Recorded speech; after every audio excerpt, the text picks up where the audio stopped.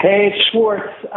Listen, I just watched your new video podcast, which was amazing. The video element, video component. Nice work pulling it together. I do need to know who the editor of the podcast is because I've got 2 corrections to send into the editor. I'll just tell you now. 1, fuck you, Nick. Actually, there's 3. That was 1. 2, sensitive. That's a correction. We need to correct that Brian Schwartz is sensitive. I mean, I am sensitive, but you're not going to ever see it, and you've yet to see it. And 2, the other, or I should say again 3, the other correction is that I don't give a shit about the podcast and that I belittle the podcast. Are you out of your fucking mind? I help you every day on the podcast. I try to push this thing up the ladder daily. So, you can talk shit all you want. And Nick, again, fuck you.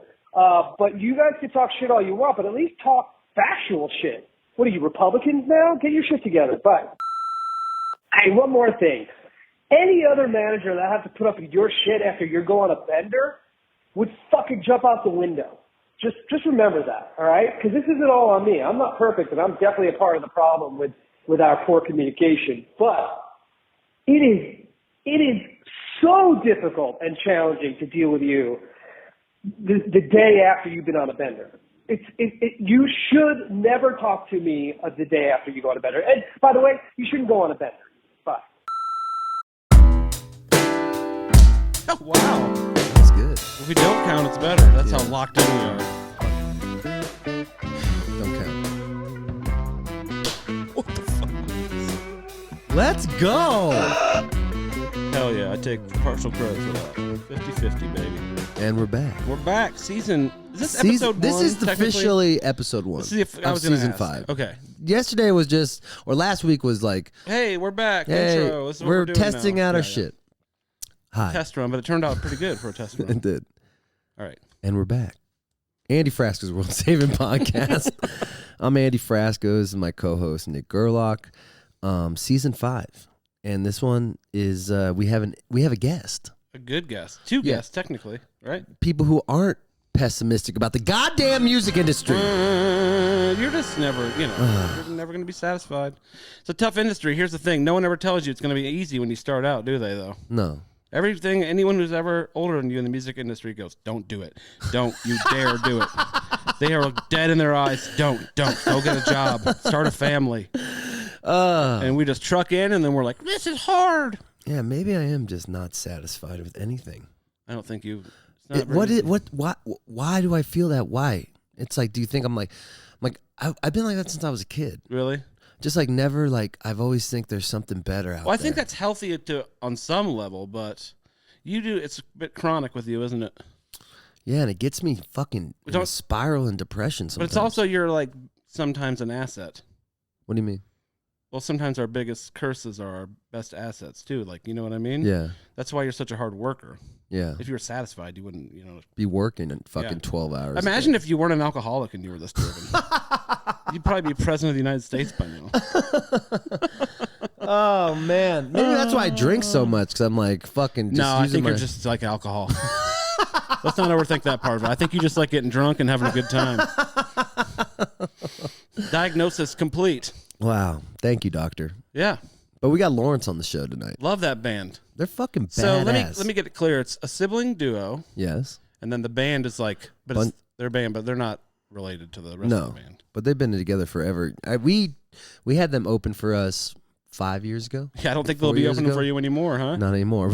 They blew up. But what was I doing when I was 23? That's a good question. They both write, don't they? I actually have a video, though. Of what? What you were doing when you were 23. You weren't quite as successful. As them, no. Let me pull it up, actually. Hold on. Where'd you find this? Where does anybody find anything? The internet? Beau. Oh, my God. This is called I Had Enough.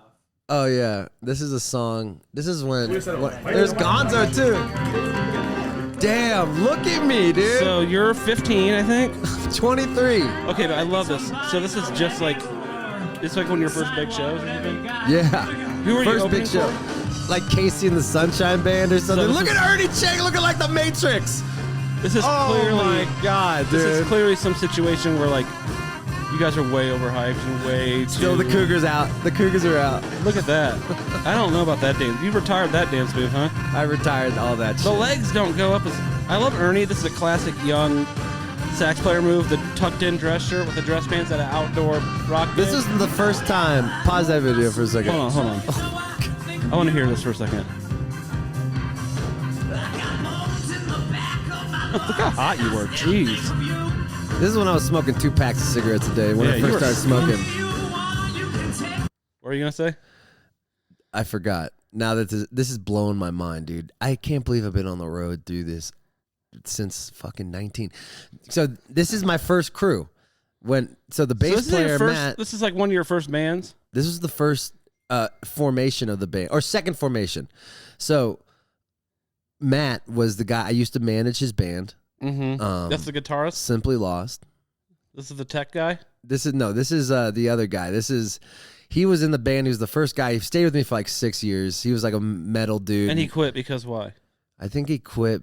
I don't know why he quit. I think he probably was just probably me. Yeah. I was like, we weren't making money. We all were making $500 a month. Well, that's enough to get by in LA. Oh yeah, so much. We're all living in our parents' house, but we'd stay on the road. So like, we were only getting paid like $300 a night. So this was like the first show we got like $1,000. You thought you were... I love how hyped you were getting to open for Casey. It looked like you were headlining Red Rocks. Like, you had the energy of like you were going into the championship, game or something. Oh, my God. And you walk out and it's like a fucking... I only knew how to play 3 chords, so I hired Clayton from Iowa. Now you know 4. I know 4. 5. Shut the fuck. 5 if we're on the East Coast. Holy shit. There's a girl in the band. Emily Palami. Singer? Singer. She was me and her used to work at a guitar school or guitar like lessoning school, and I used to book the venue at that school. Lessoning. And we'd hang out all day, and we hooked up, and she was cool. Well, don't put her on blast. No, we hooked up. We were still friends. Oh, you're still cool? Yeah, we're still cool. Oh, that's the thing. Yeah, like we're homies. Like, and she was a great singer, but like once we hooked up, we couldn't be in a band together because we started fighting a lot. Yeah. I want to play a little longer here. Why? This is embarrassing. Dude. Well, yeah, that's the point. Look at that dude. Oh. Look at those glasses I'm wearing. Okay, so you're talking about the guy with the white guitar. That's Clay? Oh, that guy, Matt. Oh, that's Matt. Okay. That was when we did... Oh, dude, that was when I had Microsoft. Yeah. Dude, this is what, so good. Oh, 19. I had people at Intel, the people who invented the cloud and Microsoft and stuff. You had some social media site with him, right? Yeah, they want me to help them create a music. This is 2000... I was 19, so 2008. This is what year was this? This is 2010. Yeah, so this is like right. So 2000, probably 2009. I met these guys from Intel and stuff, and they asked me to like build a marketing plan, and then I built this out. We were calling it Jam Rocket. We'll bleep that out. Why? Because I might get sued. Oh, it's like that? Yeah, they fucked me. How could they sue you? I don't know. It's a good you should question. be suing them. I'm gonna blast these motherfuckers. It actually never went anywhere, at least, so it's not like... I was young. They wanted me to be the poster boy for the new social media thing. 19, because I was like hustling. I was like in the music industry. Yeah. I was in LA. And so they take me to this meeting of the minds where all these like... Scary. Capital, like trust, like... Let me guess what happened. Trust, what do they call that? Venture capitalists. Oh, let me guess what happened before you tell me the story. You can tell me how wrong. They took your idea... and didn't give you anything for it. Yes. Yeah, that's what those meetings are. You got to go show up to a lawyer with those things, or with a lawyer to those things. But I was so excited. I was meeting the head of Intel, meeting the head of Microsoft. You're going to probably get stock. And I had to do a speech about the state of the music industry because I was working at Atlantic Records then. Oh, yeah, I remember this, yeah. And I was working for Fuel by Ramen. I was working at Capitol and stuff. And I got fired because I sent Atlantic, like, or it was Warner Music Group at the time, like a letter, like, you're doing everything wrong. And I sent them like a 40-page marketing plan of what you should do to restructure fucking Atlantic. 19-year-old. I was like 19 and just... You need to restructure your entire business. Like, who the fuck is this guy? You're fired. So they fired me. And I probably would have fired you too, to be fair. Yeah, true. And Intel, like, that I was a rebel or something. They just ripped you off, basically. Yeah, and they took me on tour. Then they gave me like $10,000 to make a live record. It was going to be the first live record on the social media. What I learned now is basically they were just test dumbing the cloud and selling the the patent for the cloud and not the patent for the social media. So they put my hopes up so I could teach them about how social media works for kids. They were supposed to give me 20,000 shares of their stock. Oh my God, that's like $6 million now. Yeah, I got fucked, and they blamed it because I was the live album that I gave them back. They said I need to go to rehab for weed. What?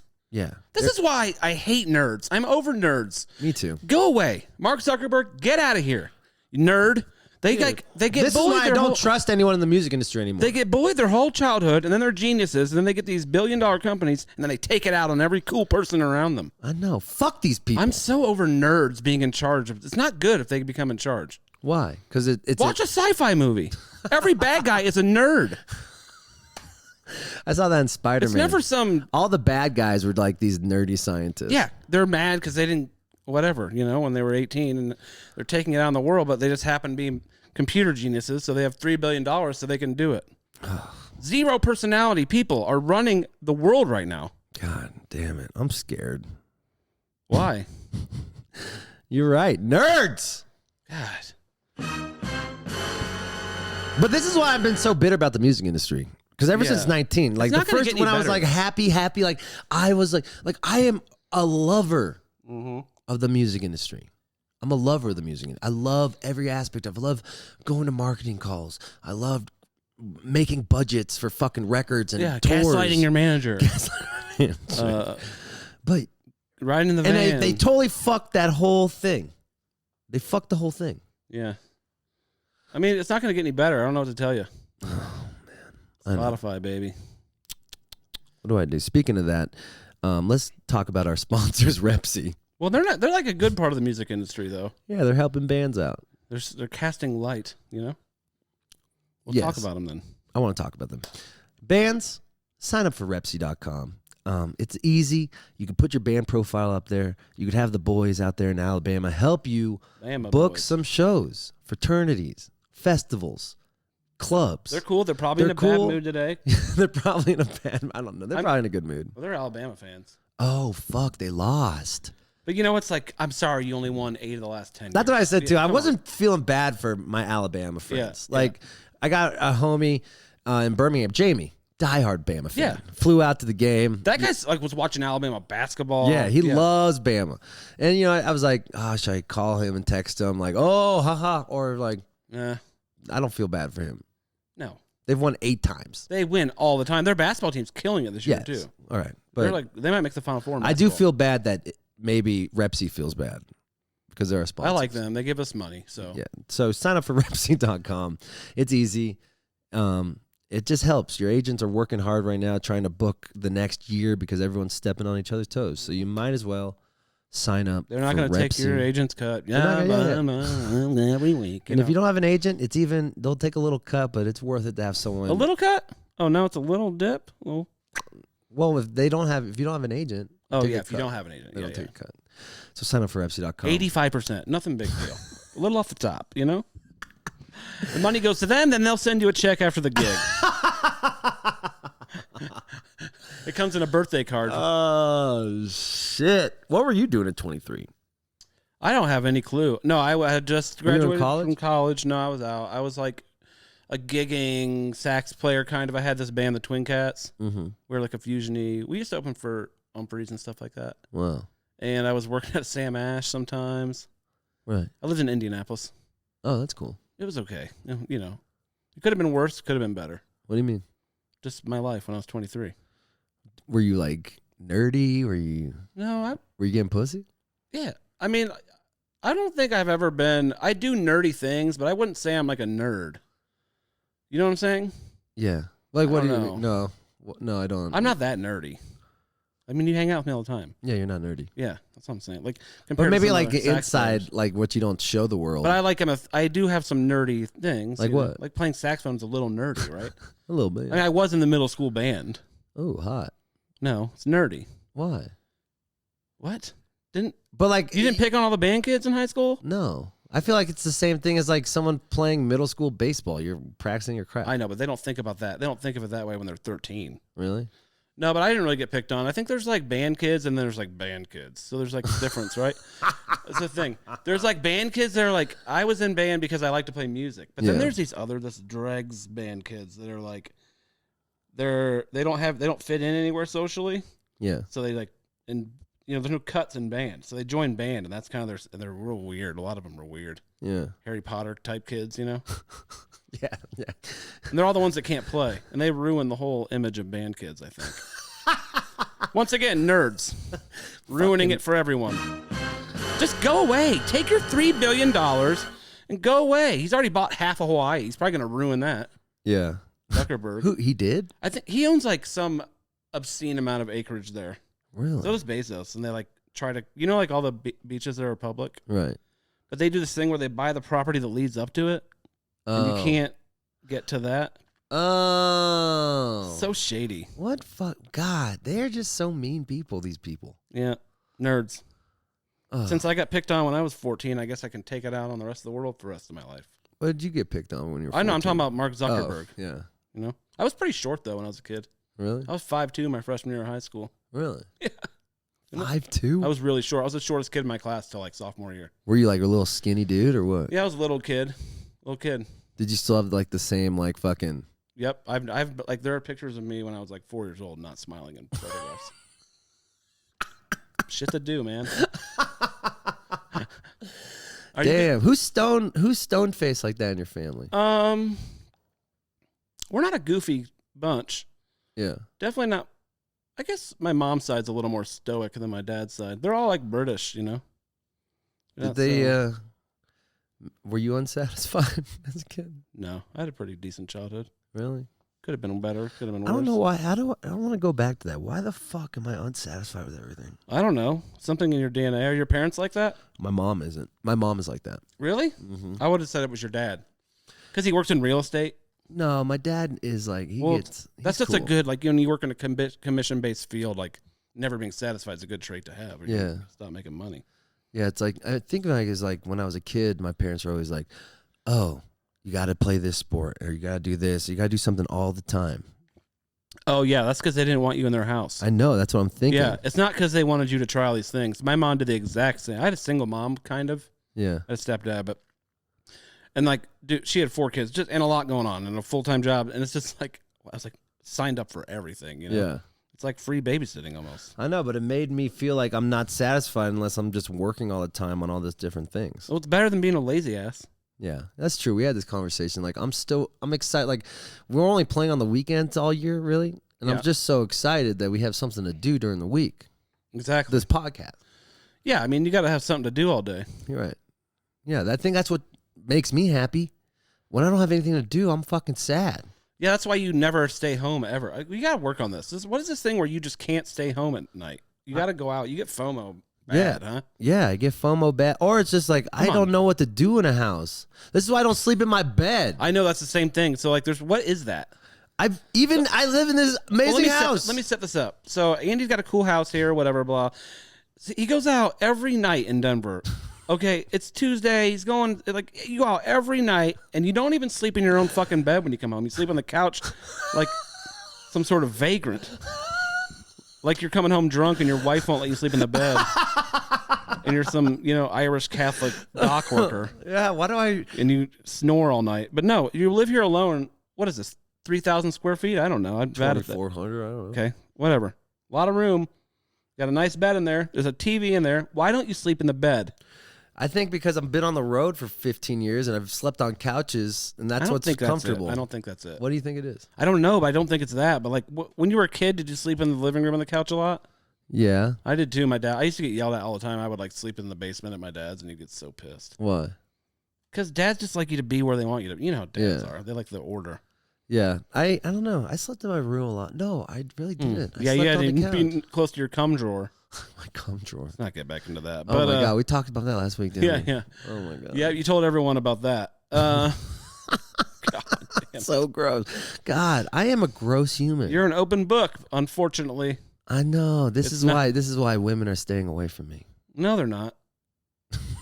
But they're not getting too close. They're not getting too. They're not trying to make me a boyfriend. Let's get back to this. Why can't you just stay home for one night and just Watch a fucking movie and go to bed. I don't know. I think it's my anxiety.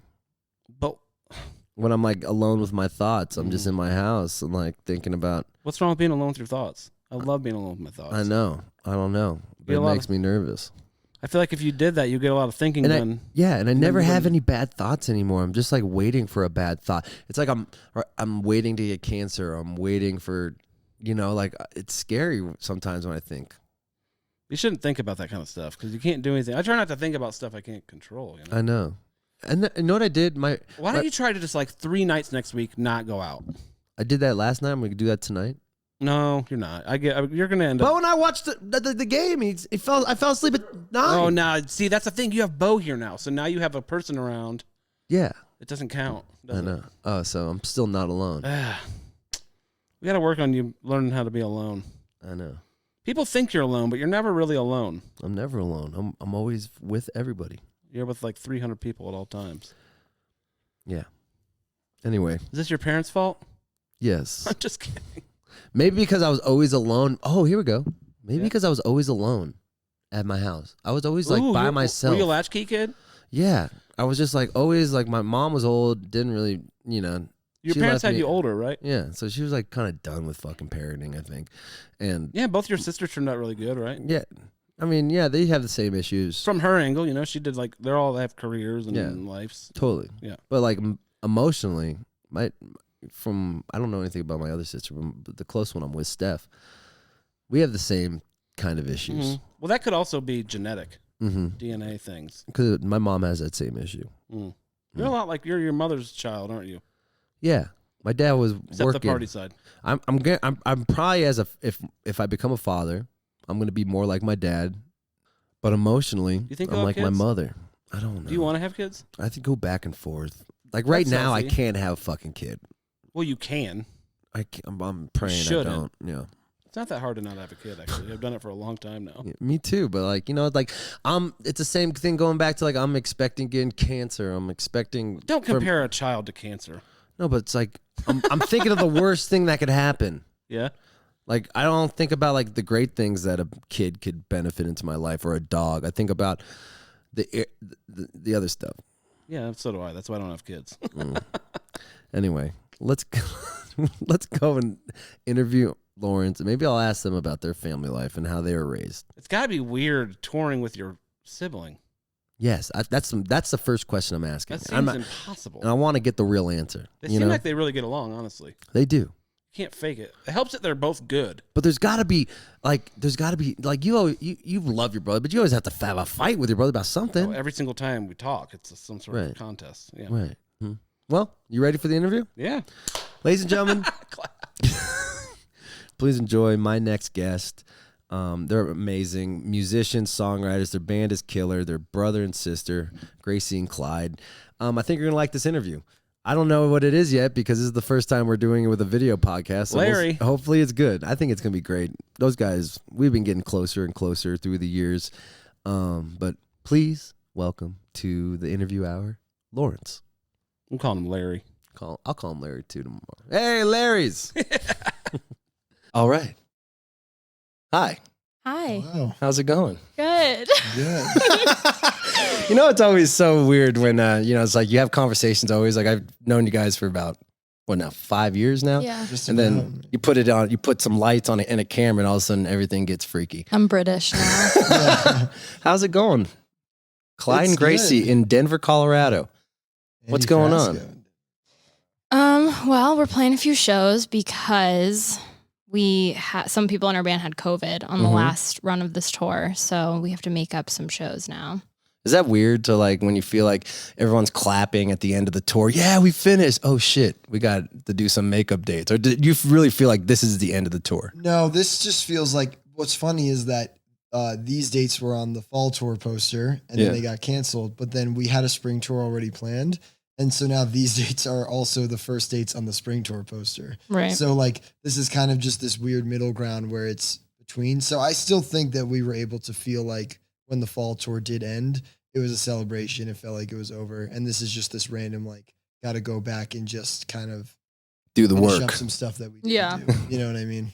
Yeah. What's the hardest part about, it's like when you see all these shows starting to sell out and stuff, and then like you're worried like the reschedules, they got to be kind of stressful to like, oh, are people still going to come out? Are people, you know, is that a weird feeling?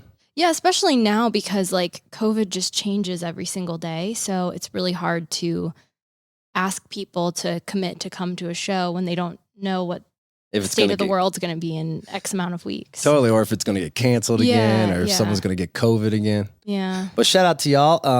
You already got the COVID. Let's go. Let's fucking go. We back to making work.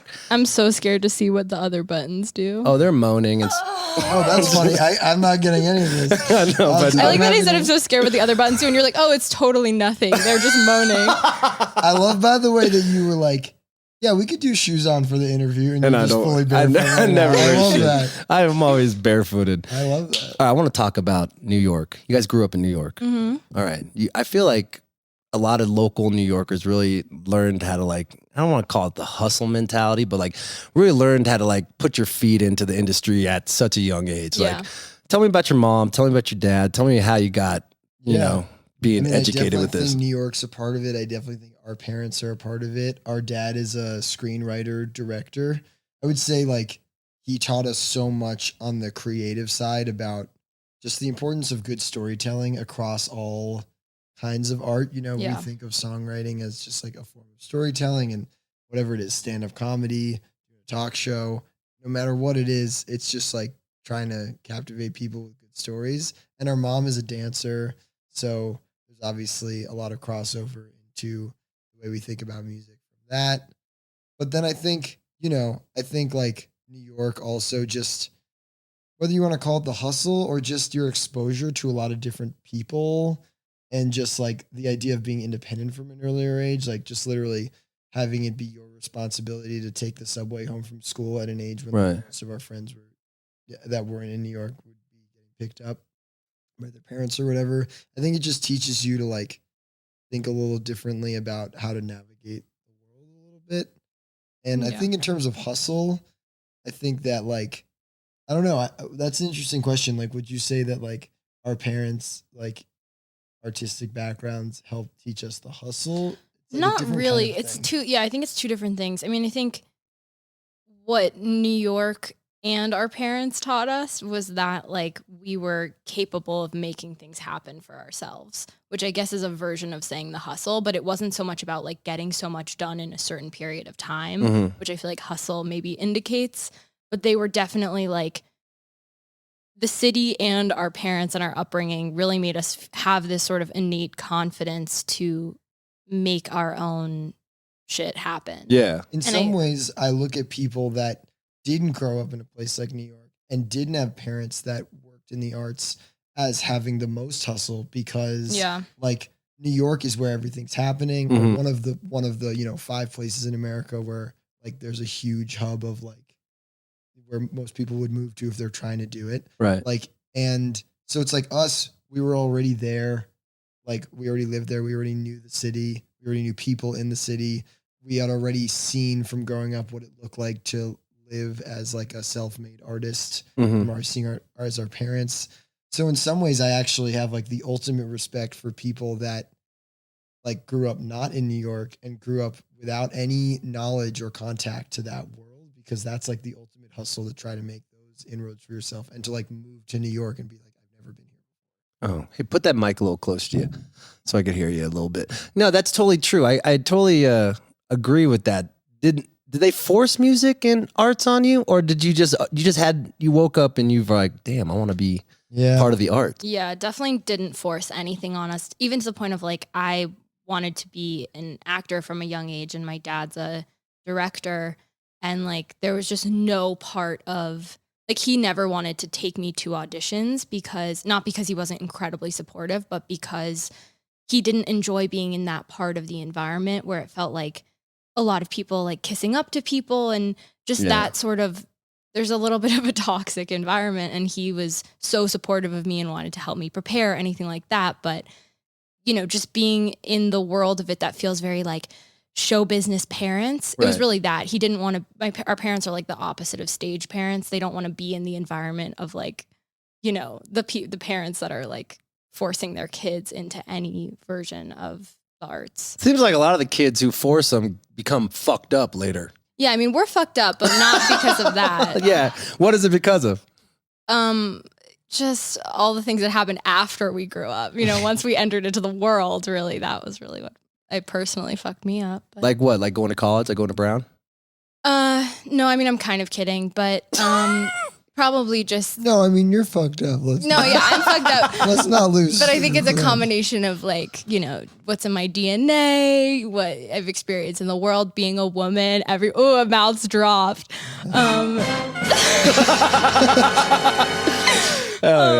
You know, all the classics. What I want to talk about those years, the brief college years of Crazy Lawrence. But when I knew that was when I first met you. You're like, I'm going to Brown. Everything's Gucci. I was in Brown when we were on tour. I would be doing my homework next to you in the green room. Shut the fuck up! I didn't know that. No, I was enrolled. Gracie was a freshman at Brown while we were on tour together. On tour with you and your what was band. that? 6 years ago? It would have been 2017. Yeah.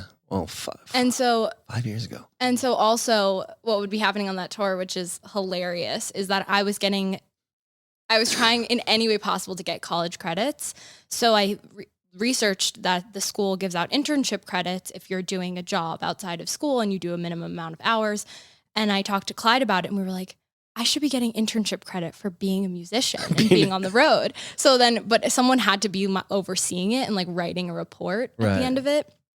And this is all legit. Like nothing was faked about this, but like either Clyde or our manager at the time would like write up a little report at the end of the week to be like, Gracie played these shows and she hit this note and she played tambourine really Gracie well. sat in with Andy Frasco in St. Louis. Yeah, they're like A+. They just see a picture of me chugging Jameson, like, oh, what the fuck are you really doing, Gracie? Yeah, exactly. That's crazy. So you didn't graduate, did you? No. So what happened? Why'd you decide to quit? Well, quit feels aggressive. Oh, sorry. Or postpone. No, I mean, I did quit, but it was just the combination. I went back for my second year for a week. Yeah.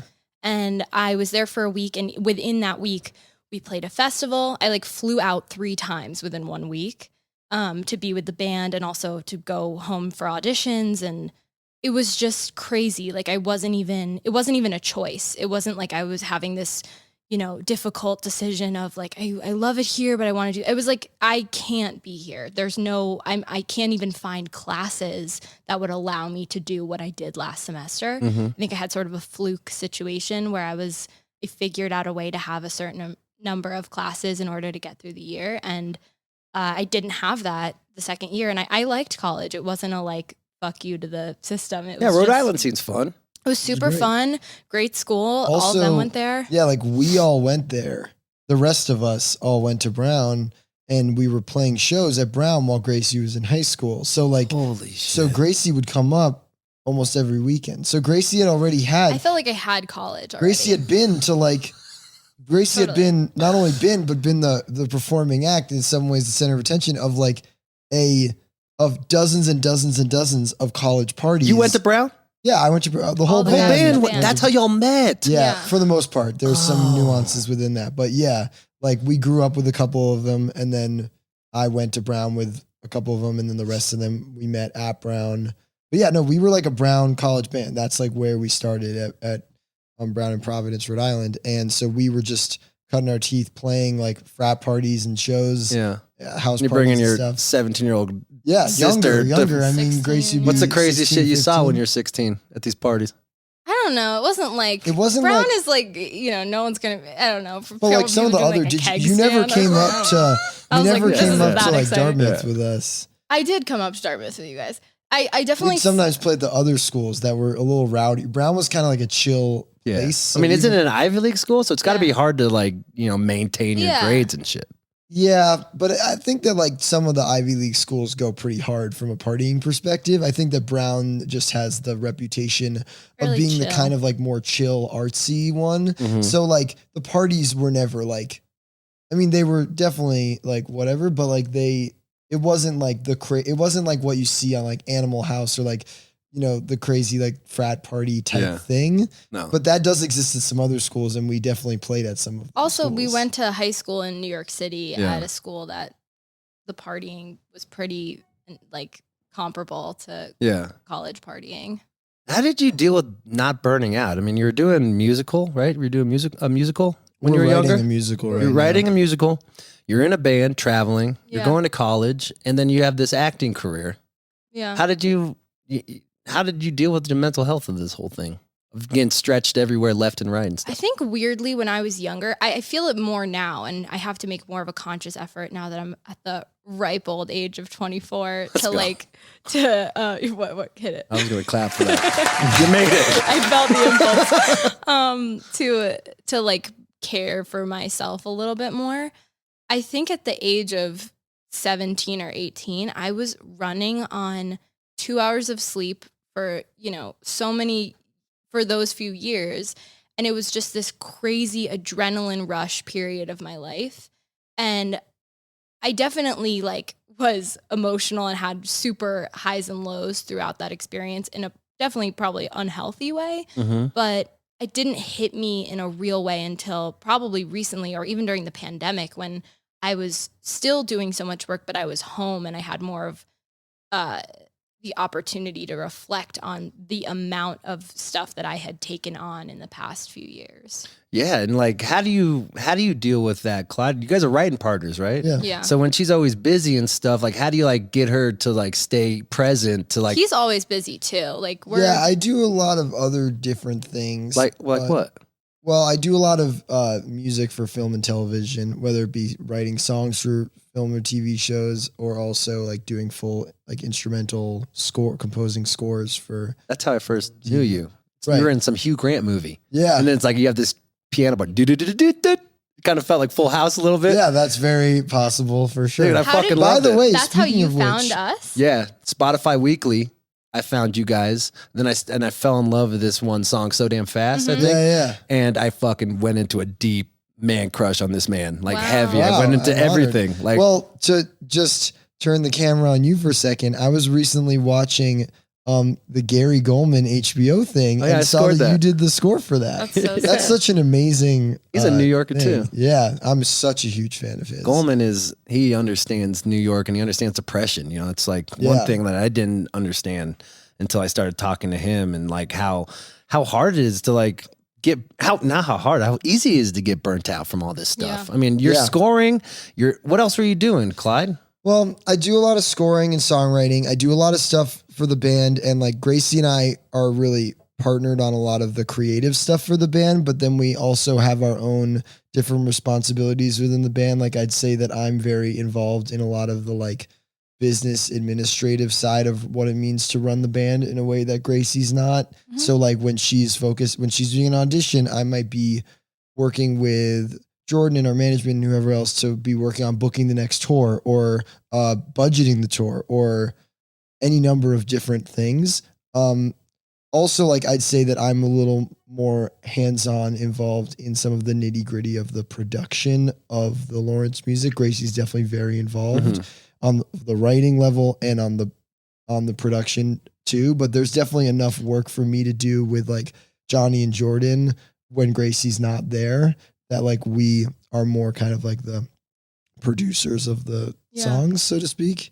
I would say there's a lot of times where I'll be there for like the first day of production of something and kind of help create the vision of what it is. And then maybe I'm gone for a few of the days of the nitty gritty. And then I will come back and give notes and all that stuff. So we're all very involved in all the things. Yeah. What was the worst? Did you ever guys get in a fight about like you coming back in 2 days and saying, it's not how it should be? It's not ever I'm like not that, like that. but it I'm is- like insecure to like give the note because I know how much work they've put in. Yeah. And I will say like I am pretty involved in all steps of Yeah. the process. So it's not like they would have gone down a huge rabbit hole that I Right. would not have.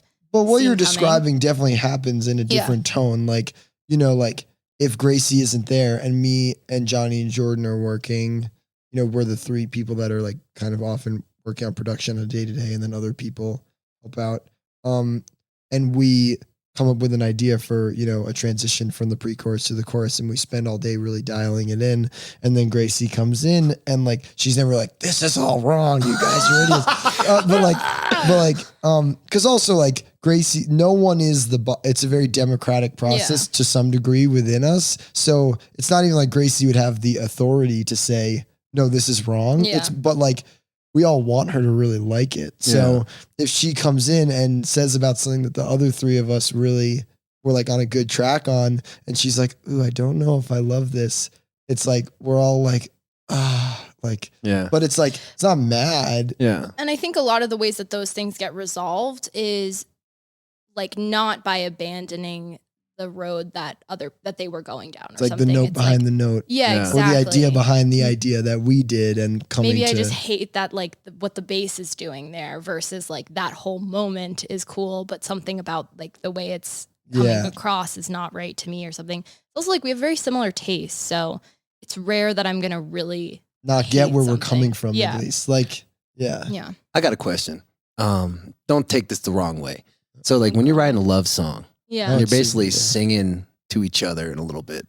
Is it weird sometimes? Like kind of feels incestual. We don't do that much. We don't. That's something that we've never done that. We've never sang a love song to like. That's not entirely true. Like something like "Try," you sing a verse of, and I sing a verse of, and that's a love song. Totally, but I think like at least the way we justify it in our mind is that if we're each taking a verse of a song that is about love or like has something romantic in it, we think of it each individual verse as sort of like its own story, and its own perspective. So this isn't me and Clyde representing two sides of a relationship. It's me and Clyde talking about our own relationships in the context of the same like it's topic. like the chorus is like the thesis where it's like, I wish that we didn't have to try so hard in romantic relationships, and like the verses don't have to be me singing to Gracie and then her singing back to me. It can be more I'm singing my perspective on how I relate to that chorus than Gracie sings. Although there are exceptions, like for example, "Try" being an example.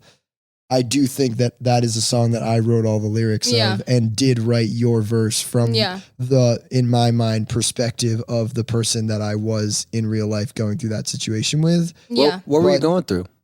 Just like a complicated breakup. And I think a complicated breakup that a lot of the songs on our album Living Room are ultimately about. And most of those songs I kind of just sang all from my perspective, but I thought that "Try" was a cool song to try to write a verse from her perspective, knowing what her thought process on it was.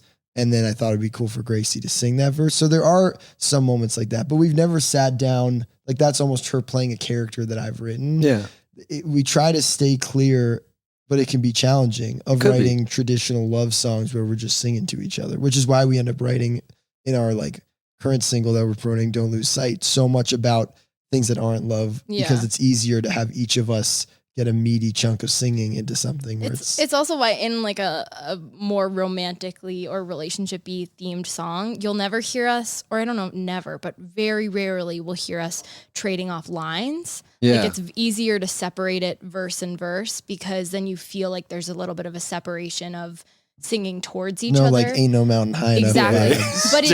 But it is a bummer because like those kinds of things are so like ripe for two vocalist bands, because it's like, so you have more opportunity to give a line here, give a line there. And so we have done it like "Wash Away" from our like one first of our album, first "Breakfast." albums. But it is like we rarely do that for a song about something romantic. Also, I think the last thing on that I think of is just, I think our lyrical style is a little bit like not lovey-dovey in a way that love songs often can be. Like, I think even in a song like "Try," where that is a love song where we're both singing on it, it is just talking in a more kind of like conversational and cerebral way about it, which I think makes it a little bit less uncomfortable than being like, "I love you so much," and then her being like, "I love you so much." Like I noticed at some point that I had never written the word love into a song ever. And then we had a song, the last song on our new album, Hotel TV, is a song called Figure It Out, a song between siblings, which is the first song that we've ever written about a fight that we got into between the two of us. Whoa. And it's the first song we've ever written about our sibling dynamic. And what was ever. it? Tell me about the song. I don't know that song. Like, what were you fighting about when you wrote that? I honestly don't even remember specifically what the fight was about, but I think that something we talk about a lot is just like the way that we interpret each other's tone. Like Just that's like probably the biggest fight that we misunderstandings ever and get into. Like, It's you're thinking it's passive aggressive, or you're thinking I it's always We're think massively different people in Yeah. the way that we deliver like information. information. and that's what Oh, sorry. So keep going. I'm like a very emotional, sensitive person. I think people are mad at me constantly. And the person I fear the most being mad at me is Clyde. And like, I had to really learn that he's like not mad at me. And so when we had like a fight, I don't even remember what it was about. It was like it was in the context of like, the first lyric of the song is, I'm sorry that I cry a lot. I know I'm so pathetic. And Oh, it was Jesus, just about Grace. like, no, I'm good. I'm fine. But it was just about this idea of like, I always go to this very like emotional place, and I'm a pretty sensitive person, and Clyde is really not. And it's about our sort of, I mean, you're a very sensitive person towards other people, but I don't find you emotionless at all times. Like a rock. to be. No, you're like dead inside. So it's like been really it's hard for us to work It's together. hard for all of us. But yeah, so I think that was sort of what yeah, that was Gracie about. delivered me, just like sent me just like a verse, like no chorus attached or no anything, of just like her singing this beautiful verse about kind of her. I had the outro too. Right, It was like a right. different song. It was kind of a different song, but it wasn't like a full song. It was just like a little 1 minute like snippet. that was like this beautiful song about, and it's called Figure It Out, about like her sort of side of the story. And then without actually even telling her, I just wrote an entire, we didn't discuss like, oh, this is how we should build this song out. I just took essentially the same format that she had written and wrote an entire verse from my perspective, like about this same dynamic.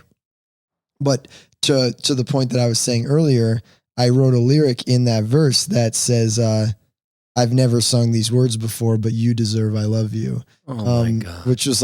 Which came out of Oh me my realizing God. a couple weeks earlier that I had never put the word love into a song ever. You know, like, is this like your way to like have communication with each other?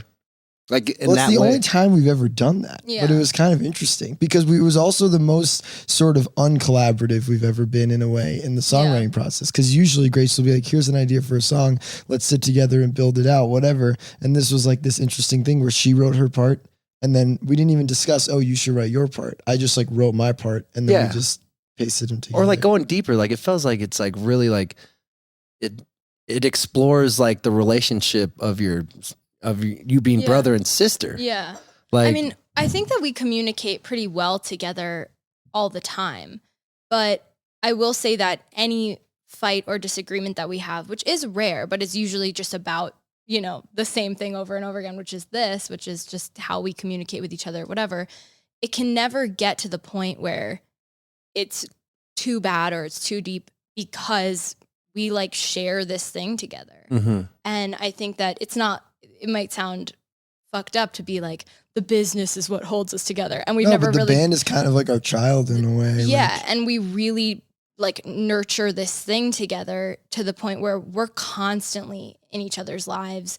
There's no conflict that can get too big that even if we're in the middle of something in our own lives of like whatever, we know that tomorrow we still have to do this interview together and we have a session tomorrow with this whatever. It's like the train keeps going. So we're both aboard that for life. So it's like, we got to just figure it out, which is what that song was sort of about. Fucking awesome. Yeah. But I got a question for you, Gracie. You're talking about, you know, a few times you brought up like insecurities about yourself and like feeling like you're not good enough or whatever. Yeah. Where do you think that stemmed from?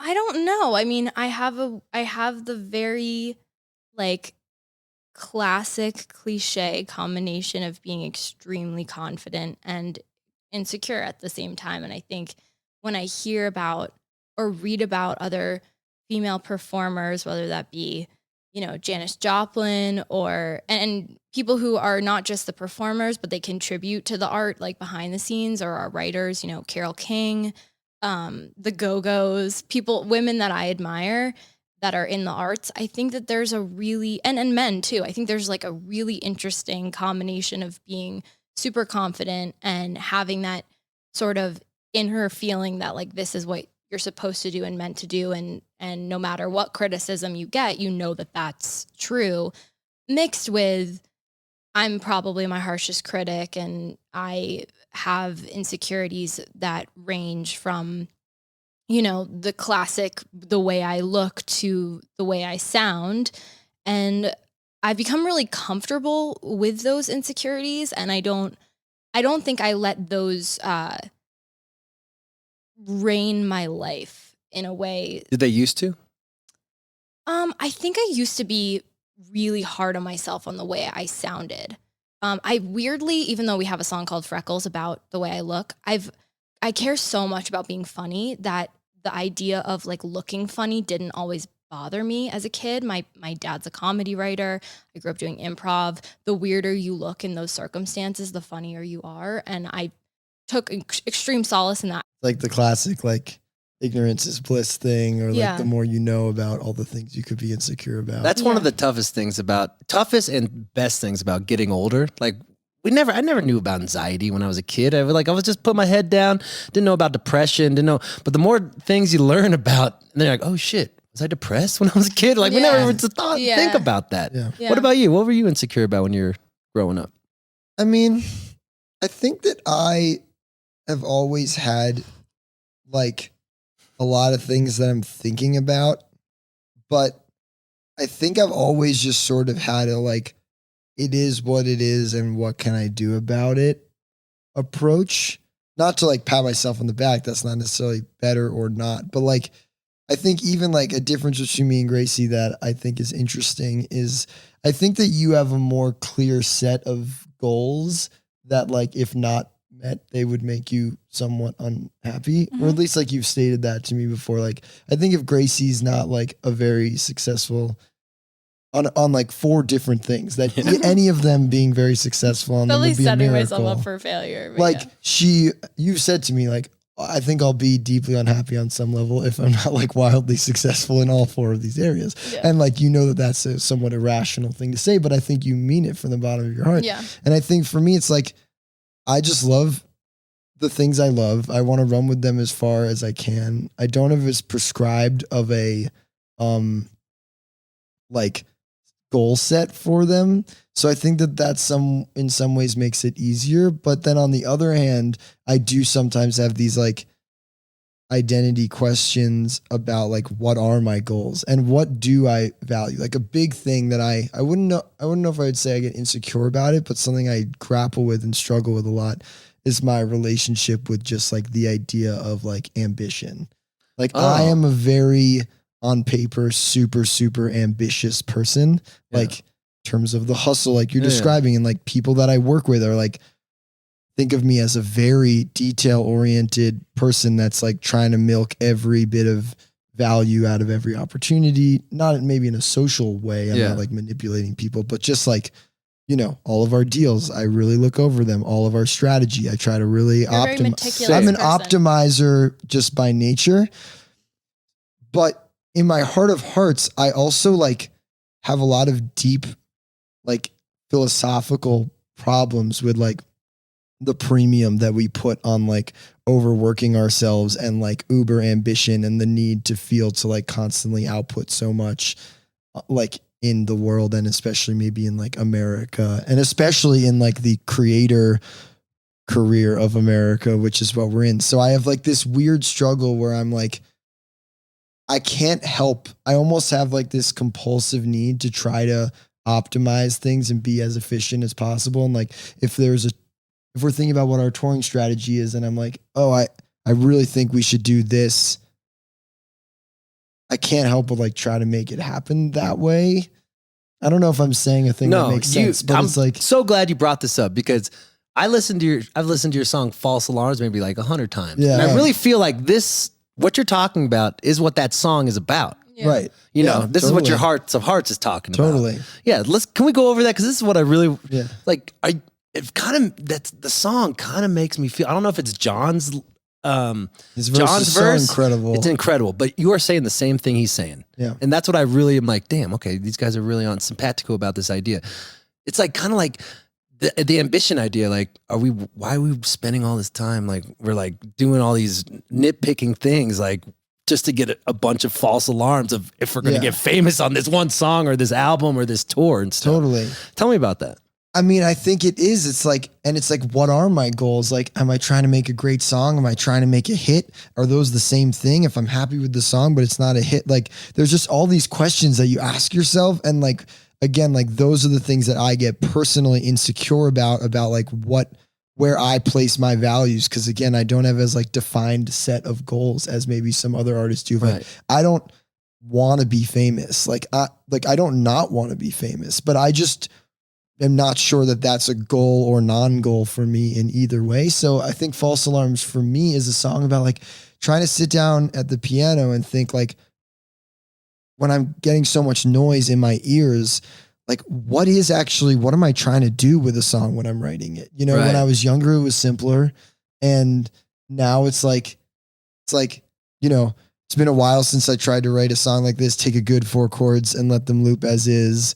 But it's like, am I trying to write a song that's a loop because I think that it's been a while since I've written a simple song, or because I think that simple songs do better on the radio and that's what I've been told? Or like, is it some weird combination of that? Or is it like the industry, like you're like, oh, I have a song that did really well. It's kind of like this. Might as well, like it's been 4 years since I wrote a song like that. Exactly. You know, it's like it's all of those things. So it's like, I think that the song is just like a bunch of different ideas of like all that I know. I guess like the song keeps coming back to, and the song went through a lot of different iterations. Like that's what's funny is like the first version that I presented to Gracie and John and others that were involved was a lot more, I would say, resentful. Fuck the music industry. Yeah, it was not like that, but it was more like really taking some digs at the industry. What don't you like about it? It's not that I don't like the industry. I just think like parts of it that you don't like that made you resentful. I don't like how, well, it's a really good question. I think that like creatively on the most basic level, it's just always hard to balance doing the thing you love and trying to make it commercial, especially for us where we really try to straddle that line. We are not a down the middle pop sound, but we're not that to the extent that you'd be like, oh, it's just not that, let it be its thing. It's like very tiptoeing those two lines. And so managing that is interesting. And then on a more industry level, I probably have a lot more specific gripes with it. Talk that shit, Clyde. I guess I would say, I think that I don't like how artists are kind of given the impression that the best version of themselves is to just only focus on trying to like make the music and then like everything else will be handled for them. I hate that shit because too. It's coddling them in a way that's actually bad for them, because it might be different if the deals they were encouraged to sign or the people that they were incentivized to bring on to help them were actually helping them in the best ways. But I just don't believe that I believe it's often not the case. And I think that it's like, you know, it gives me the imagery of like the way we like pump chickens full of like hormones to fatten them up and then we just slaughter them. Like, I mean, I don't know that much about the process, but sorry. Gracie's disgusted. But yeah, I think it's I like had no idea. Yeah. No, I get that. And it's also like when you get back into songwriter mode, like who are you writing these songs for, them or you?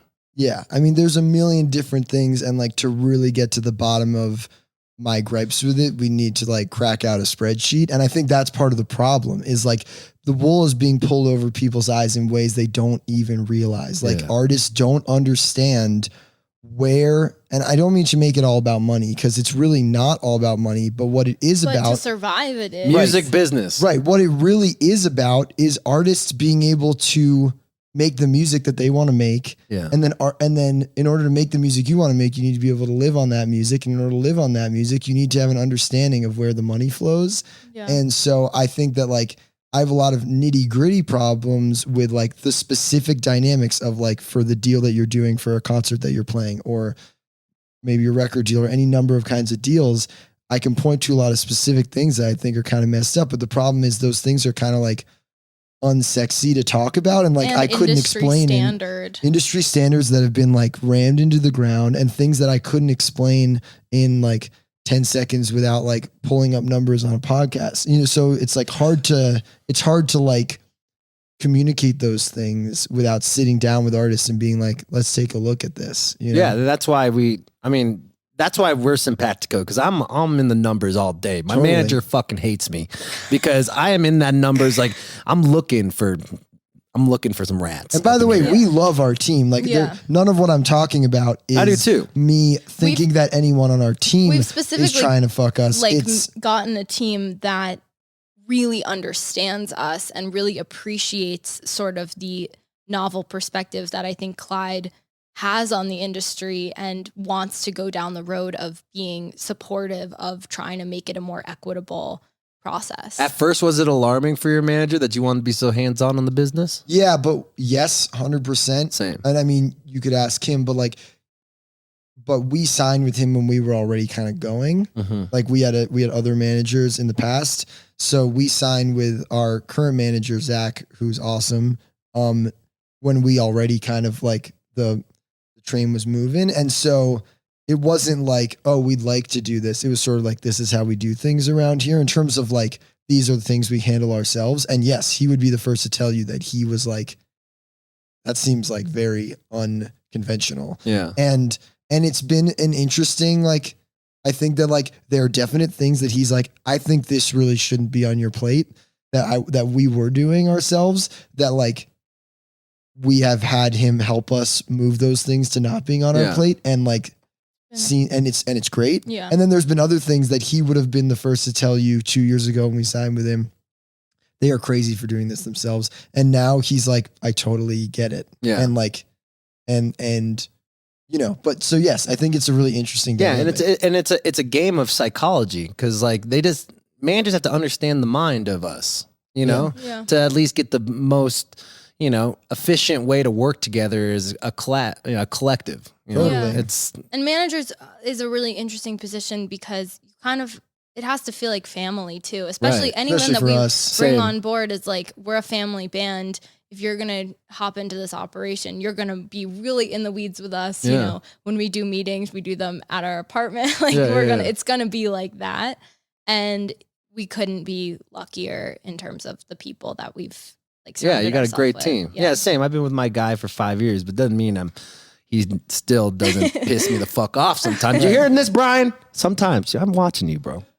I'm just kidding. Wow, is he here? No, we just had an argument. We just had an argument. Oh, to camera. Oh, I should be doing more things to camera. Yeah, no, it's okay. Okay, so you talk about the fame thing, and that's not really important to you. What about you, Gracie? Is that important to you? I feel like I should say no, because it will make me sound like a better person. No, be honest. Okay. You know, it's, again, funny. I think I used to care so much about being famous, and I care a lot about being successful. And to me, that's different than being famous. I care about that too. Yeah. For sure. I think that there's just a certain level of success that brings recognition, and I was aware of that. So I wanted to reach a certain level of recognition and like a lot of respect for the work that I want to do. And so fame is like an amorphous concept to me that I feel like accompanies. It's also changing signs. in the world. Right now. Like everyone's getting their 5 seconds right now. Totally. And there's I have no aspiration to be a certain kind of famous, or to be, you know, the 5 second fame of, you know, going viral for a moment, or like, you know, every influencer is famous, and I wouldn't be good at that kind of fame. So I don't aspire to be famous. I aspire to like have a lot of success and respect for the things that I do. And there's a certain level of that I see fame accompanies. By the way, like I love the way that our fans who and I don't mean to use, I don't know what the right word is, but like who absolutely love and live and breathe Lorentz. I love the way that they treat us. Like not in terms of like, oh my God, can I get your autograph? No, like, but just like how I they love the way that they react to talk the to us social media. and the amount that they care. And like when I talk, I mean, our fans are awesome. Like Yeah. they really don't overstep their bounds, and they're all super cool people that I'm sure I could be friends with. But like when I meet our fans, like they ask me really amazing questions about the music, and they really want to hear what I have to say, and they really respect the music, and they respect our approach. And that means a ton to me. So like, and those are things that come with being famous. So it's like, I feel that we are already famous to a very small group of people, whatever that means. You know what I mean? Like, because it's like such an amorphous concept. Shout out to the parents, Lawrence, Mr. and Mrs. Lawrence. Right. Exactly. No, but you know what I mean? It's just totally like in the know what you modern world, like, what does it even, it doesn't matter to me to be like a household name. It doesn't matter to me to be in the tabloids, whatever that is, like, you know, or whatever the modern state of that. Like, I don't even know if like. It's funny to me to like imagine like Clyde Lawrence buying groceries. Like Clyde Lawrence buys like, 2 apples. When you think about being famous, is that not part of what that? When I think about what being a famous person means, I think about things like that. Yeah. But I definitely love like having the respect and attention of like a very focused group of people, where I love the idea that like, if we release something, there's a lot of people there who are like so psyched to consume it. And that's I agree. I completely agree with that. And I think that is my desire as well. Well, maybe also the anxiety roots from like being famous on something you believe in. 100%. Instead of like getting famous for something that you fucking didn't want to do in the first place. It's a thing I think about with acting a lot. Like I probably audition for things a lot less than other people do, or I know that I do, because even from a really young age, and this was really instilled by our parents, like, you know, believe in the things that you do and you put out. And that doesn't mean, you know, to a degree that you are unable to put something out because you're so meticulous and you're so perfectionist. It doesn't mean everything you do is going to be good. It means like you really thought it was going to be. You thought it was going to be good. And I think, you know, it's a funny thing because I'm, you know, everyone says about actors and musicians as well, like beggars can't be choosers. Right. And I agree with that in terms of like making a living, but I've really struggled with it in terms of like implementing it into my life, because I don't have any desire to be in something that I don't think is good. And that's where it gets back to my thing of like, they tell you in the industry, beggars can't be choosers. Yeah. But that's partially more because the way that they say, I don't know how to say what I'm trying to say, but like the beggars could be a little more choosers if their deals were better. Yeah. So like they could make more money off the art that they really believed in and didn't have to be begging for things they didn't believe in. So this all goes so hand in hand. It does. And that's the thing. Like people are ignorant about that. Like we could choose our destiny. It's going to not get us there right when we wanted to get us there. Yeah. But if we still become authentic with our art and everything we do is authentic, it's going to eventually come, because you believe in authenticity more than you believe in something just to take a fucking dollar. Totally. I think about our dad a lot. Like our dad is a really, really successful writer, director. And like, I just feel like I've seen him. He wrote Miss Congeniality. He did write Miss Congeniality. Yeah. I like that movie. Among many other awesome things. I love that. And I've just seen him turn so much stuff down. What did he teach you about success? Well, I was actually just saying this recently, but like, I think that he's not a big, like, let me sit you down and impart some wisdom to you at all. Like he's so like the most unpreachy person. Like you have to kind of force him to like, you know, take himself seriously in terms of like thinking that he has something to impart on you, because he's so humble. But like one thing he really did, I remember like say to me in a like, you should take this lesson from me, is like feeling like he maybe didn't appreciate the success he was having in his like 20s. Cause it was always like, what's the next thing? What's the next thing? And just like being like, those were like the most fun years. I mean, he's had a lot of fun at many years, but like, you know, I think that that's something that he's always reminded me after we play a big show. And it's like the next day we're already working on, we play, how it is. Yeah. It's like you're always thinking about tomorrow. Everything's instead of being in the gamified. moment. Like you play a 500 cap room in a city. You're like, great. That'll be a great stepping stone to getting the 1,000 cap next time. But it's like, just live in the moment of like, we just have 500 people come to see us in this city that we never thought that would happen, Yeah. So that's something he definitely taught me about success. Especially when we have such high expectations towards ourselves. Like this isn't the only thing we're going to do. And we plant that in our brains that this is the only thing we're going to do. But it's also self-sabotage because it gets us sadder because all we're thinking, we're living in our heads versus living in the now. And that's the reason why we do art is to be present. Yeah. So we need to fucking work on that. I'm not saying we, but I do. No, I do too. I do yeah, too, like the for being. Sure. Yeah, so I think that's something that he definitely. Another thing our dad is definitely like known for doing is like, especially growing up, even in a non-artistic field, I feel like something our parents really instilled in us is like do the right thing, even if it's like way harder. In social contexts, in like business context, and they didn't like think of that. That's obviously something a lot of parents impart to their children, but I definitely feel like it's come up so much in my life of, wouldn't it be so much easier if, I remember in like a middle school play, the director gave me a note that I really didn't agree with. And I was like, God, wouldn't it be easier? What was it? I remember exactly what it was. And I love this teacher. It was just a hilarious moment where I was playing Lily St. Regis and Annie, and I had to enter the room either during the scene or with the other person in the scene. And the first line that I had was a joke. And he wanted me to enter on the joke. But I knew, because I think about, or it felt weird to me. I was like, I'm not going to get the laugh if I enter on the joke because people are going to be focusing on the entrance, not the joke.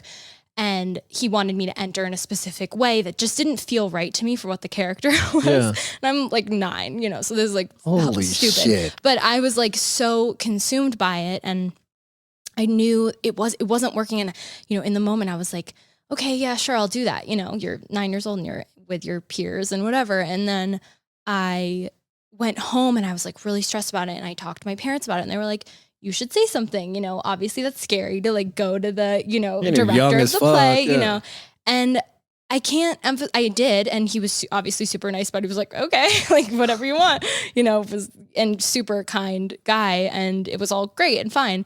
But that like small instance of just like making the hard choice and what is eventually the right choice for you as a person, it might be in the context of other people sometimes, if it comes up a lot in my life and in art. And then later when I was older and doing things that were more legit, I reference back to that experience so often of like, there, you can approach it in a very kind way and still like advocate for yourself, but it's like you're teaching yourself communication is key. Yeah, exactly. Instead of living in your head about this, like, oh, this guy fucking doesn't like me. Totally. It's like, I get like that too. I'm like, especially with my band. I've been with my band for 15 years. And sometimes I'm afraid to talk to my guitar players so I don't piss off, piss the vibe off. Yeah, but totally. That pisses the vibe off even more because you're being passive aggressive. Yeah, yeah. Totally. Dude. Wow, that's incredible that you've had your same band. Yeah, it's been crazy. Awesome. Yeah, 250 shows a year. Wow. Yeah. That is nonstop. Incredible. You got time? You got 10 minutes? Yeah. Okay. I got 2 more questions. I want to know the transition between Clyde Lorentz, the band, into Lorentz. What was that transition like? I mean, it goes back to what we were talking about earlier about those college years when I was at Brown with all the other guys and Gracie was in high school. And I think that like growing up, music was always my thing. Like 100%. It was like, music. I mean, I loved other things as things I loved, but like music was always my main thing. Did you want to have like a different identity from your sister? No, not even, but I just don't think it was even 100% clear that like being in a band full time was like necessarily exactly what Gracie wanted to do. Like Gracie was a performer in all ways. She was leads in all the middle school plays and acting and singing, but it wasn't clear. There was no part of my ego that was like, I need to have a separate artistic identity than Gracie. It was just like, she was in 9th grade. She was doing her school plays. I was up at college, starting the band. So it was just like under my name. And it was like, I never wanted to pressure Gracie, like, hey, you got to start coming up to college every weekend. So it was just very organic in that it was like, Clyde Lorentz band, all the same people for the most part that are in our band now. Right. We just started playing the music that I had written. And it was like Gracie's welcome whenever she's able to make it up for, the shows that we would have every weekend. And just increasingly, like, the shows when Gracie was there were just better, like she maybe wouldn't share all of the lead vocals half and half, just because most of the songs were like stuff we had worked out without her, but she would always like sing a lot on all the songs and then have her portion of the songs that she would just blow the roof off, and everyone was like, oh my God. And I remember, and I was like, I was always like preferred when she came up for the shows. Were you ever jealous of it? No, I'm not a super jealous person in general, but no, I mean, it was like we were on the same team. Yeah. I was jealous if, like, frankly, I was jealous. I would get annoyed if we were playing a show that Gracie wasn't at, and we were like on the same bill at a college party with another band that had like a 60% good female vocalist. Yeah. And I'd be like, fuck, if Where Gracie, the fuck is Gracie? I'd be like, if Gracie was here, we would like destroy this other band. But now, like, they're the band with the cool, like, female vocalist. But like, if they could only hear Gracie, like, that's more where my kind of like, Oh, nice. God, that's a fuck. I need fucking siblings like this. Jesus Christ, Clyde. You're fucking romancing the stone motherfucker, dog. We're never competing, Never? So it's like, even when like you're doing the same thing as a we kid? were always like, doing it together. Yeah, So and also fucking we're amazing. like 4 years apart. You're a guy, I'm a girl. We're very different people in a lot of ways. And it's just, I'm not going to pretend that like I can't sing the way Gracie can. She can't sing the way I can. We have different styles, but like, I know that like when Gracie's doing her thing, there's nothing that I can do that's quite like it. And I think that's awesome. See, and that's like, so beautiful. Because but a great moment that you're just going to love is I was in the library at Brown and we were playing a show that night at a party, and I was sitting at a table and it was like quiet working time in a library. And I overhear two girls at the next table who didn't realize, because we had built a big following on campus. Like, we were a pretty known entity on campus. And they'd be like, are you going to the Clyde Lorentz band show tonight? And the other girl said, do you know if his sister's coming up? Because I really love the shows when his sister's coming up. And that was the moment where I was like, all right, we got to switch it to, we got to see if Gracie's like, if we're doing this full partnership. see, that's the thing. Like, there's like you only hear the horror stories of siblings joining a band. Kinks, Oasis. Oasis, the Beach Boys. Yeah. You don't get to hear like the rooting on of each other, and that's what's beautiful. Definitely real. Yeah. I fucking love that. God, thank you for coming to fucking Denver. Let's Thank go. you for having us. Thank you, guys. I got one last question. I'll let you guys go kick ass out there. Like I said, like I barely know you guys, but I feel like I know you guys enough where we're friends, we've right? done it. Yeah. Yeah, I feel like we're getting closer in our lives, and Absolutely. I just like seeing you guys are just fucking killing it, and like seeing you being too. happy, and seeing you fucking like be like, it just makes me believe in the music industry outside of all the stuff that makes our heads, tangle I up a little appreciate bit, that. We feel the Right same back about at you. you. It's like We're in so this awesome together. to see you crushing it with this podcast. And it's like, if you could have told me when we were on that tour with you that you were going to be doing this, I would have been like, that's so perfect. Oh, Like, well, I appreciate it, Clyde. All right, guys, I know you got to go. We got one last question. Collectively and individually, what do you guys want to be remembered by? Oh God. What do I want to be remembered by? yeah, I don't have a good answer. I think like, Maybe we're still too young to be remembered by because we have so much more life to I think don't know about. what I've done yet that I could like pick that would be like that. But I think just like ideally being a person that like cares a lot about doing things the right and fair and good way, like, and treating people the right way, Yeah. and like making good music. I mean, it all goes hand in hand. Like, Right. person that made good music and like wasn't part of the problem Right. and help people and whatever. I don't know. It's hard to God. say at this point in time. Yeah, I think being a very kind person is something I care about a lot. Right. Like, I never want, and it's hard because some things are unavoidable, and goes back to my insecurity of like, you can leave a room and never know what someone's going to say about you. But I hope that the interactions that I leave people with is that they feel like they feel good about how they feel in the interaction. And I care about that a lot. And I care about, in the context of the songs that we write, that coming across too. Like spreading the right word. Yeah. That it's people feel like it's coming from people who their impulse is more kind than anything else that I care about. And I feel like one last addendum is that I hope to be a girl whose perspective is shown in the music that we play. And I really credit all the guys in the band, and especially Clyde, for being not just like supportive of that in theory, but like so psyched to have a female perspective be imbued in the things that we do. That's beautiful. God, I'm so thankful you guys grew up in New York and not LA. You guys would be different people. I want to be remembered by my tits. Yeah. It's like so, man, because I grew up with people who were in the industry since they're 8 years old, and same side, different coasts. The people who grew up in New York City just have this like realness and authenticity of it's the work. It's not what people think. It's not the passive aggressiveness of trying to get your way. It's like actually caring about the art and caring about yourselves and caring about the community. New York is such a community. Yeah, I love New York so much. So it's cool to hear that that's your perspective on it. Well, when you guys get super famous, don't fucking move to LA. Okay. Well, if you do, just get a side house. Get a side house. Get a little pad. No problem. Cool. Gracie. The ultimate sign of success also, is the ability to continue living in New York. I feel bad. I'm like shitting on people who live in LA. You're from LA. I've been talking shit about LA for the last 5 years. It's fine. This is my therapy. Okay, good. Clyde, Gracie, thanks so much for being part of the show. Thanks for being in Denver. And I can't wait to continue to be your friends. You're the best. You too. Thank you. Thanks I for love having you. us. All right. Thanks, guys. Hell yeah. Pussy. And there you have it. Wow. Interesting. Smart people. You're going to see that Yes. with successful people. Intelligence I'm is a telling common you. thread. And for them to be a power couple, but brother and sister is dope too. This is an interesting term to use for siblings, but it is what they are. I mean, couple really only means two. Yeah. You know? Yeah.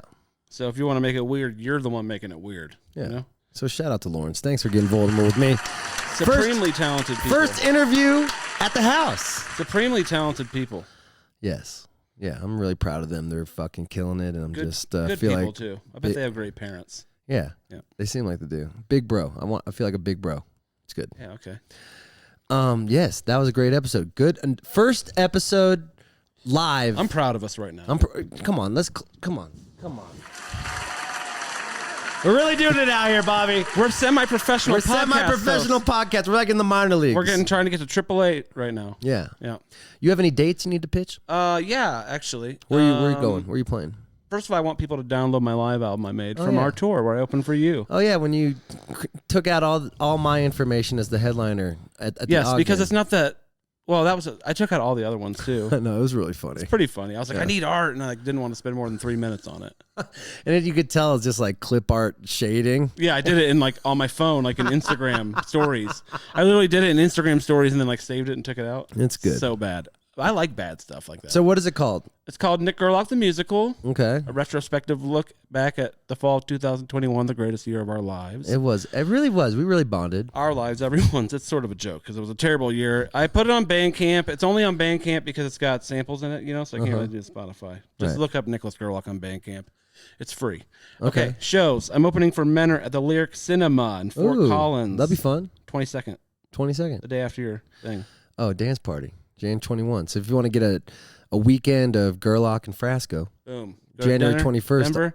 Yeah, I'm playing Cervantes, and we're also live streaming it. That's selling, right? Yeah, it's selling good. I would get your tickets ahead of time. I think the Menor thing's getting close to sold out too. That's gonna sell out, no problem. Yeah, and then I'm playing with Sean.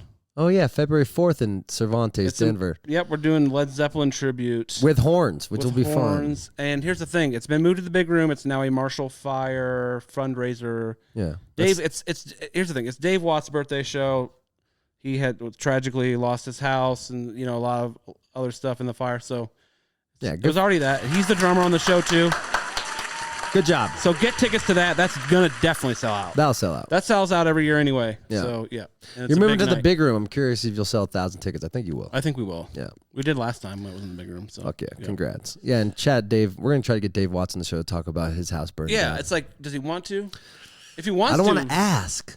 I know, but it might be. Maybe he wants to. It might be cathartic for him. Yeah, I'm gonna ask him. But if he doesn't want to, Yeah. totally understandable. And then I'm trying to get you on our February 9th and 10th shows. We're playing in Denver too. Birthday. Feb 9, 10, 11. January 28th, I'm playing in Tampa Bay, Florida. Gasparilla, probably. Gasparilla Invasion Party. And then February I go back for it's the like festival. The pre-party for the yeah, festival getting ready. thing. I did it 3 years ago. It was fucking fun. I love Tampa. Tampa's fun. And it's right on the water. I always think Tampa Bay is not the city. Do you know that? Like they're the Tampa Bay Buccaneers, but it's not. The city isn't called Tampa Bay. It's just Tampa. Yeah. So Florida's fun. The team represents a body of water. Yeah. I don't know. I just thought that was interesting. Yeah, it's interesting. And then February 11th is my birthday party. Oh yeah, 46. 46. No, 30. how old are you? I'll be 34. Damn. Getting up there, bud. But the videos are going to be better for when you're 34 than when you're 23. I know. It's like Red Rocks and shit. Yeah, true. Yeah. I'm So you can complain all you want about legacy the of music work. industry, but at least you're getting better. Some people don't get that even, Yeah. It's because you have great management. Yeah. I know how to make a million view video. Yeah, you do actually. You've done it. I've done it. Going to Europe? No, they canceled our April tour. COVID. Fucking fucked up. But I'm thinking of taking a vacation in March. To Europe? I was thinking Costa Rica. Ooh, that's not in Europe technically. Yeah, I want to go to Europe because I'm more comfortable there. That's funny. Not like I just Well, know it's funny it. because it's farther away. Yeah, I know Europe so well. Costa Rica's, I think, a pretty easy place to go. I heard everyone raves about it, so I might do I've it. never heard anything bad about it. I've never been. So, yeah, so if anyone wants to go to Costa Rica with me, Don't say that. People will definitely go, I feel like. it'd be fun. You would totally just be like, oh, you guys want to meet me down there? You would definitely hang out with them for 3 days. They have this Grateful hotel that they have all like the jam band people live there for a week or 2 weeks and play at the Who did that? hotel. Like I don't want to fucking work, but it'd be fun to go out there and But you have will a work. You love working. That's the I dumbest love thing. working. I know, but I don't want to like play music. What else did you just announced Umphreys? You're opening for Umphreys. Umphreys, yeah. Oh yeah, we got Red Rocks, Umphreys, we got Bonnaroo. Those are big enough that you start promoting them now, I think. I guess, yeah, on yeah. the pod. 48 Fest. Have Where's you ever that? done that? Virginia? West Virginia. I've never been to We that just one. announced that one too. They can book me on it if they want, if they're listening. We're gonna try to get live podcasts, Live podcast was fun. At some and we might do the live podcast tour.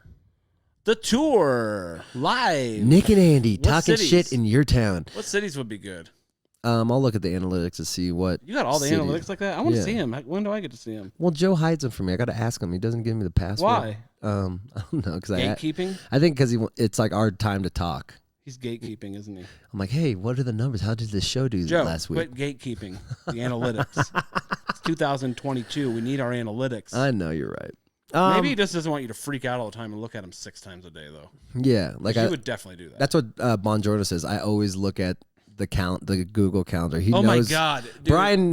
you were so annoying about that on the road. I'm the opposite of you with that. You're like 8 times a day. What's the count? What's the count? What's the count? Hey, what's the count for next Wednesday? You know I what tell mean? Bo, poor Bo, I gotta ask Bo when I'm hungover What's at the 9 a.m. count? What's the count tonight? It's like, who cares? You can't do anything about it. Kreischer is the master of promotions. Yeah, online. he is. I've been taking a note on his and how he approaches it. I mean, we have this podcast. I think that studio would now. work for you too, his sort of model, because you're both like physically funny. You know what I mean? Right. You have a funny. You guys can be. You call funny. me funny? Physically. You have a physicality to you that's quite humorous to look at. Hold on. It's been a minute. You're a funny looking guy. Yeah. You love me still? No, don't do this. You get one a year, bro. It's the new don't year. waste it January 11th. No, You're like that guy that uses all his vacation time, like in January, to get you to say you love me. just for to feel some kind of intimacy in your life. I'm not saying it again. Maybe if we had enough Patreon folks. All right. Hey, I did motivational speak last week. You want to do it this week? I know you got it in you. Come on. Okay, give me something. I need a topic. Me being bummed out about the music industry. Okay, stop being bummed out. Here's why: because it's never going to get better. It's probably only going to get worse. And the only thing you can change is the way you react to it. You're doing a lot better than a lot of people, and you're doing better than you were 2 years ago. You're right. You improved during a pandemic, You're right. so shut up. Have a good day, everybody. Thank you, and we'll see you. That's motivation. Wow, that was like actually kind of like a slap in the ass. Like, go Come get on. him, Tiger. Yeah. All right. Being a whiner. All right, I love you. Whining achieves nothing. I'm still going. No, go ahead. Have a great night.